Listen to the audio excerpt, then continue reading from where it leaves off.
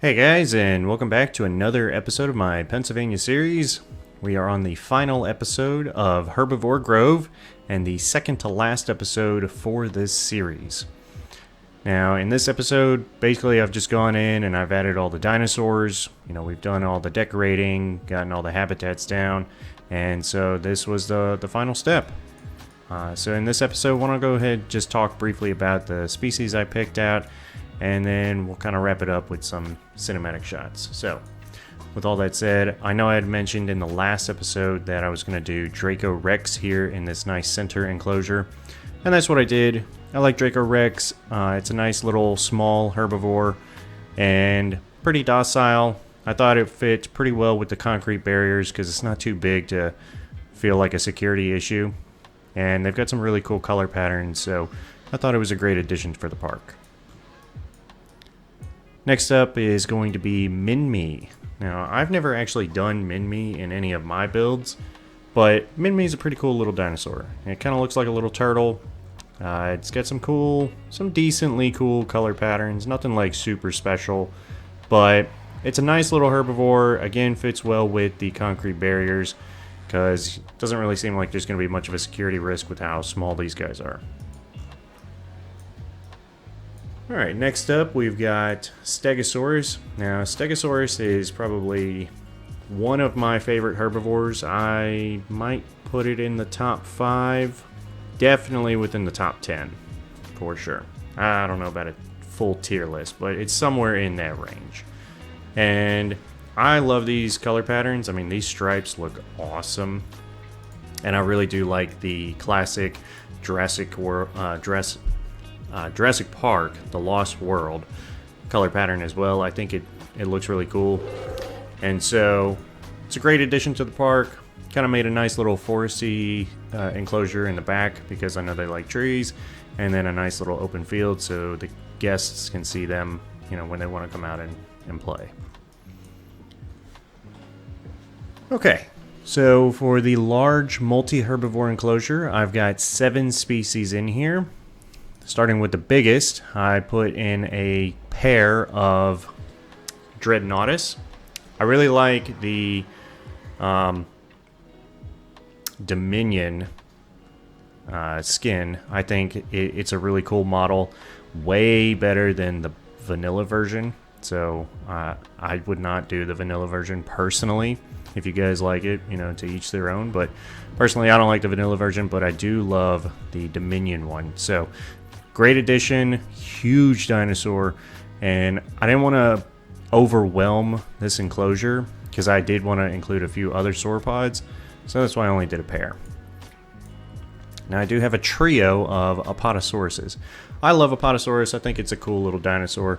It's not that little, but you know what I mean. As far as sauropods go, it's definitely way smaller than Dreadnoughtus. So Apatosaurus is awesome. I don't think I've been able to include them since my Isla Nublar build, so I was really excited to be able to get them back into one of my parks. Alright, next up is Edmontosaurus. I love Edmontosaurus. I've loved Edmontosaurus since JPOG, and I thought they were awesome in JPOG. They had a really cool sound effect. They sounded pretty adorable. And so they're really a great addition to the park here. Pretty docile. I think I made 4 of them, and great fit for this large enclosure. Next up is Corythosaurus. I've never done this dinosaur in any of my parks, but I did enjoy this dinosaur in JPOG. But I don't think I've actually built this dinosaur since I played JPOG. So quite a long time. I was really excited to get it back into one of my parks, and I thought it was a great addition here. I love kind of mixing it up and adding species. I have a fairly set staple of species, like ones that I'm gonna pretty much add to almost every build, and then I've got some that I might add here and there, and then there's some that just seem to never make it, even though I do like them. Corythosaurus was kind of one of those, and so I was glad to finally get it into one of my parks.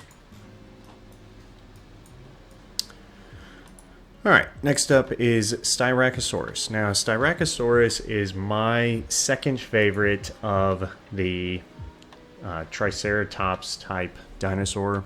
I'm spacing on the species name. But I love Styracosaurus. I love the long horns off the sail and the nice long kind of like rhinoceros horn off the front. I think Styracosaurus is pretty underrated. I don't think it gets used as often as it probably should, and I think it's a great addition. So I typically will add them in most of my builds. Maybe not every single one, but definitely when I want to have some extra type of Triceratops type dinosaur. Alright, next up is going to be Dryosaurus. I really like Dryosaurus. I think they're pretty adorable. They also have some really awesome skin patterns. They're very vibrant, very colorful, and so they're really fun to build. And then last up is going to be Archaeothornomymus. It's quite a mouthful. But these guys are cool. They're kind of like a Gallimimus type dinosaur. I tend to like to go for these guys over Struthiomimus. Nothing against Struthi, I just kind of like these guys more. So I don't tend to usually go for Struthi over them. So in this case, I went ahead and added these guys because I've already got Gallimimus in the Jurassic Park section of this build. I think it's a great addition. It kind of helps fill out this enclosure with another, fairly small dinosaur. And that's going to be it. So I hope you guys enjoy. I will catch you in the next one, which will be the final episode. And it'll be this nice section over here. So, like I said, I hope you guys enjoy, and I'll see you then. Thanks.